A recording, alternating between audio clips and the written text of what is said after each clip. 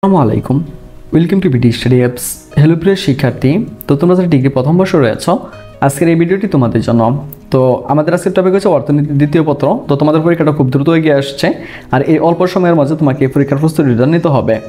তো যারা একটি ভালো ফলাফল করতে চাও তারা সরাসরি আমাদের সাথে কন্ট্যাক্ট করতে পারো, তাহলে আমরা তোমাকে আমাদের এই সেশনটি দিয়ে দেব। আর এখানে কিন্তু আমরা আরেকটা কথা বলতে চাই, এখানে কিন্তু ক বিভাগ, খ বিভাগ, গ বিভাগ সবগুলো কিন্তু প্রশ্ন প্লাস উত্তর সহ। তো চলো বেশি কথা না বাড়িয়ে শুরু করছি আমাদের আজকে ভিডিওটি। তো এখানে আমাদের প্রথম প্রশ্ন যেটা নেওয়া হয়েছে সেটা হচ্ছে অর্থনৈতিক উন্নয়ন কি? কোনো দেশের অর্থনৈতিক কাঠামোগত পরিবর্তনের ফলে জাতীয় উৎপাদন ও প্রকৃত মাথাপিছু আয় বৃদ্ধি ঘটলে তাকে অর্থনৈতিক উন্নয়ন বলা হয়। আমাদের 2 নম্বর প্রশ্ন, জাতীয় আয় কাকে বলে? কোনো নির্দিষ্ট সময়ে সাধারণত 1 বছরে কোনো দেশে মোট যে পরিমাণ বস্তুগত ও অবস্তুগত দ্রব্য সামগ্রী ও সেবাকর্ম সৃষ্টি করা হয় তার আর্থিক মূল্যকে জাতীয় আয় বলা হয়। আমাদের 3 নম্বর প্রশ্ন, মাথাপিছু আয় কাকে বলে? কোনো নির্দিষ্ট সময়ে কোনো দেশে যে মোট জাতীয় আয় পাওয়া যায় তাকে দেশের মোট জনসংখ্যা দ্বারা ভাগ করলে যে আয় পাওয়া যায় তাকে মাথাপিছু আয় বলা হয়। আমাদের 4 নম্বর প্রশ্ন, মোট দেশীয় উৎপাদন বা জিডিপি কি, বা মোট দেশের উৎপাদন কি? একটি নির্দিষ্ট সময়ে সাধারণত 1 বছরে কোনো দেশের অভ্যন্তরে উৎপাদিত চূড়ান্ত পর্যায়ের সকল দ্রব্য সামগ্রী ও সেবাকর্মের আর্থিক মূল্যকে মোট দেশীয় উৎপাদন বলা হয়। আমাদের 5 নম্বর প্রশ্ন, অর্থনৈতিক উন্নয়নের 2টি পূর্ব শর্ত লিখতে হবে। তো অর্থনৈতিক উন্নয়নের 2টি পূর্ব শর্ত হচ্ছে পর্যাপ্ত প্রাকৃতিক সম্পদ ও দক্ষ জনসংখ্যা। আমাদের ফেসবুক গ্রুপ হচ্ছে যেটা BD study apps by Abdullah, আর আমাদের ফেসবুক পেজ হচ্ছে যেটা বিডি স্টাডি অ্যাপস। তো তুমি চাইলে এগুলোতে অ্যাড হয়ে যেতে পারো, তো অ্যাড হলে আমাদের সম্পর্কে অনেক কিছু জানতে পারবা। সত্যি। আমাদের 6 নম্বর প্রশ্ন, অর্থনৈতিক প্রবৃদ্ধি কাকে বলে?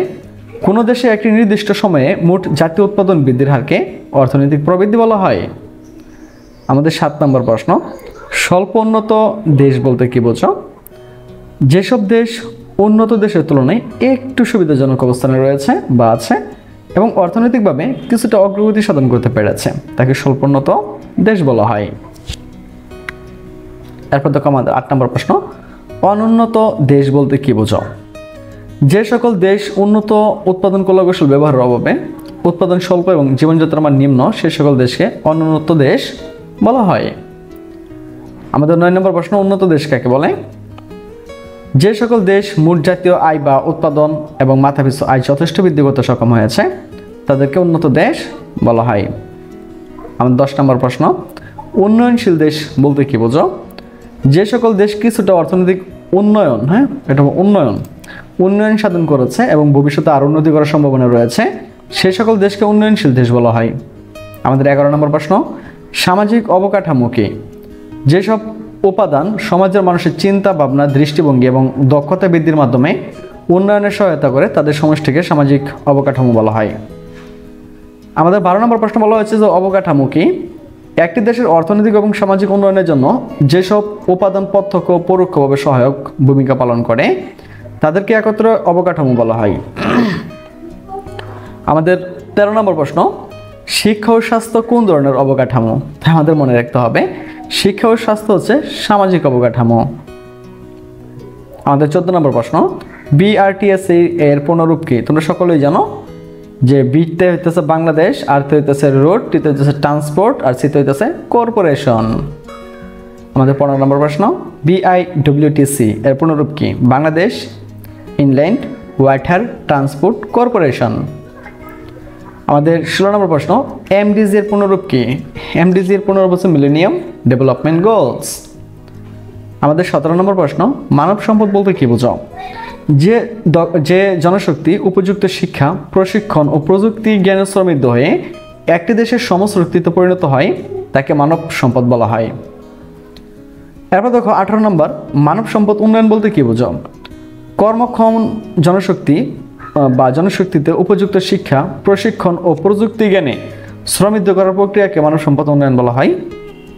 আমাদের 19 নম্বর প্রশ্ন, হু এর পুনরূপ কি? তো হু এর পুনরূপ হচ্ছে ওয়ার্ল্ড হেলথ অর্গানাইজেশন। আমাদের 20 নম্বর প্রশ্ন হচ্ছে শক্তি সম্পদ কি? যে সম্পদ যন্ত্রপাতি, কলকারখানা, যোগাযোগ, পরিবহন সহ সব ক্ষেত্রে চালিকা শক্তি যোগান দেয় তাকে শক্তি সম্পদ বলা হয়। এরপর দেখো আমাদের 21 নম্বর প্রশ্ন, পদ্মা সেতু দৈর্ঘ্য প্রস্থ লিখতে হবে। ওকে, তো পদ্মা সেতু দৈর্ঘ্য হইতেছে 6.15 কিলোমিটার এবং প্রস্থ হইতেছে 18.10 মিটার। আমাদের 22 নম্বর প্রশ্ন, ভিশন 2021 কি? 2021 সালের মধ্যে দেশকে দারিদ্র্যমুক্ত, তথ্য প্রযুক্তি নির্ভর ও মধ্যম আয়ের দেশ গড়ার লক্ষ্যকে ভিশন 2021 বলা হয়। 23 নম্বর দেখো, প্রাকৃতিক সম্পদ কি? প্রকৃতি প্রদত্ত সম্পদ যা সৃষ্টি করা যায় না, শুধু উপভোগ বা উপযোগ সৃষ্টি করে ব্যবহার উপযোগী করা যায়, সেগুলোকে প্রাকৃতিক সম্পদ বলা হয়। আমাদের 24 নম্বর প্রশ্ন, জনসংখ্যা কি? কোনো একটি দেশের নির্দিষ্ট আয়তনের মধ্যে যে মানব সম্পদ বসবাস করে তাকে জনসংখ্যা বলা হয়। ওকে, জনসংখ্যার ঘনত্ব কি? তো তোমরা সকলে এটা জানো যে কোনো দেশের ভৌগোলিক সীমারেখায় প্রতি বর্গ কিলোমিটারে যতজন বা কতজন লোক বাস করে তার হিসাবকে জনসংখ্যার ঘনত্ব বলা হয়। তো বাংলাদেশের জনসংখ্যার ঘনত্ব কত? মনে রাখতে হবে, বাংলাদেশের জনসংখ্যার ঘনত্ব হইতেছে 1153 জন। আমাদের 27 নম্বর প্রশ্ন, জনসংখ্যার ঘনত্ব নির্ণয়ের সূত্রটি লিখতে হবে। তো জনসংখ্যার ঘনত্ব নির্ণয়ের সূত্রটি হচ্ছে মোট জনসংখ্যা ভাগ হচ্ছে আয়তন, অর্থাৎ একটা দেশের মোট জনসংখ্যাকে আমরা ওই দেশের আয়তন দ্বারা যদি আমরা ভাগ করি তাহলে আমরা জনসংখ্যার ঘনত্বটা পেয়ে যাব। আমাদের 28 নম্বর প্রশ্ন, কৃষি ঋণ কি? কৃষক চাষাবাদ করার প্রয়োজনে যে ঋণ করে তাকে কৃষি ঋণ বলা হয়। 29 নম্বর, বাংলাদেশে কৃষি ঋণের উৎস কি? তো মনে রাখতে হবে, বাংলাদেশে কৃষি ঋণের উৎস কৃষি ব্যাংক ও সমবায় ব্যাংক। আমাদের 30 নম্বর প্রশ্ন, কৃষি খামার কাকে বলে? কৃষি খামার বলতে এমন ভূখণ্ডকে বোঝায় যেখানে কোনো ব্যক্তি তার নিজের শ্রম বা পরিবারের সদস্যদের সহায়তায় উৎপাদন কাজ পরিচালনা করে বা করা হয়। তো এইভাবে কিন্তু আমাদের সেশনটা খুব সুন্দরভাবে গোছানো রয়েছে। তুমি চাইলে কিন্তু আমাদের সাথে কন্ট্যাক্ট করে এগুলো খুব সহজে নিয়ে নিতে পারো।